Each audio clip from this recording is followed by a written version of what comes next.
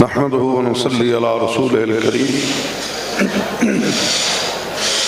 اما بعد فاعوذ بالله من الشيطان الرجيم بسم الله الرحمن الرحيم ولا تهنوا ولا تحزنوا وانتم الاعلون ان كنتم مؤمنين صدق الله مولانا العظيم وبلغنا رسوله النبي الكريم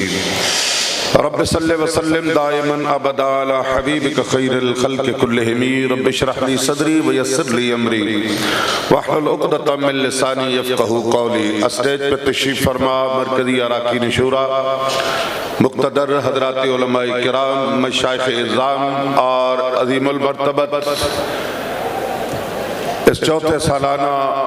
عرس مبارک کی تقریب کے جملہ شرکاء،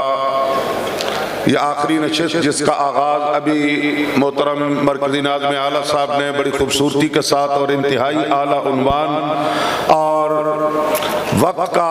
دامن انتہائی مختصر ترین کرتے ہوئے بہت جامع پیغام دیا۔ اللہ رب العزت ہمیں اس پہ عمل کی توفیق عطا فرمائے۔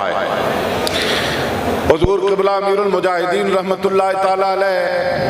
عشق رسول اور غلبہ دین یہ ان کی زندگی کا نصب العین رہا، اور یہ اخلاص ہی کہ ان کے اخلاص ہی کی بدولت ہے کہ اتنے تھوڑے وقت میں آپ کی آواز اور آپ کا پیغام نہ صرف اہل اسلام اور اہل پاکستان تک بلکہ دنیا کے کونے کونے میں پہنچا، اور آپ کی آواز کو جو زبان سمجھتے ہیں انہوں نے ہی نہیں، جو نہیں سمجھتے تھے ان لوگوں نے بھی آپ کے ترجمے کروا کے آپ کے موقف کو سننے کی ضرورت محسوس کی۔ یہ اخلاص ہی کی بدولت ہے، اور اللہ تبارک و تعالیٰ اگر ایسی دولت عطا فرما دے تو پھر یہ منظر ہر سال وہ پہلے کی طرح پہلے سے بڑھ کر، چونکہ وہ سرکار کی عظمتوں کے جھنڈے لہراتے اور نعرے لگاتے رہے، اللہ تبارک و تعالیٰ نے دنیا سے جانے کے بعد ان کے پیغام کو، مشن کو اور زیادہ تقویت عطا فرمائی ہے، اور زیادہ بڑھ کے اللہ کے فضل سے یہ مشن شہزادگان اور حضرت امیر محترم کی قیادت میں اللہ کے فضل سے جاری و ساری ہے۔ آخری بات یہ غلبہ دین کیوں؟ اس لیے کہ جب دین غالب ہوگا، دین طاقت میں ہوگا، وگرنہ عبادات کی صورت میں، معاملات کی صورت میں تو قریش نے سب سے پہلے ابتدائی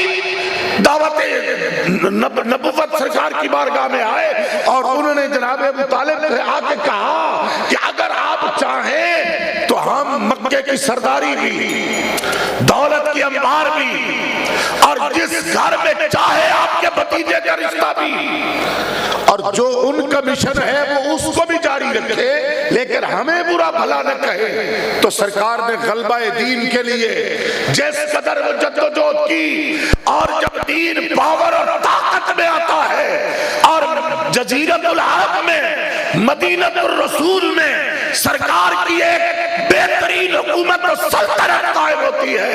تو پھر اللہ تبارک و تعالیٰ نے فرمایا اذا جاء نصر اللہ والفتح ورأیت الناس يدخلون فی دین اللہ افواجا۔ آج بھی ضرورت اس بات کی ہے، جب اہل اسلام معاشی طور پر مستحکم ہوں گے، سیاسی طور پر مستحکم ہوں گے، اور ان کے پاس طاقت اور پاور ہوگی، اور حضور قبلہ امیر المجاہدین فرمایا کرتے دنیا مندی زورانو تے لکھ لعنت کم زورانو وما علیہ اللہ۔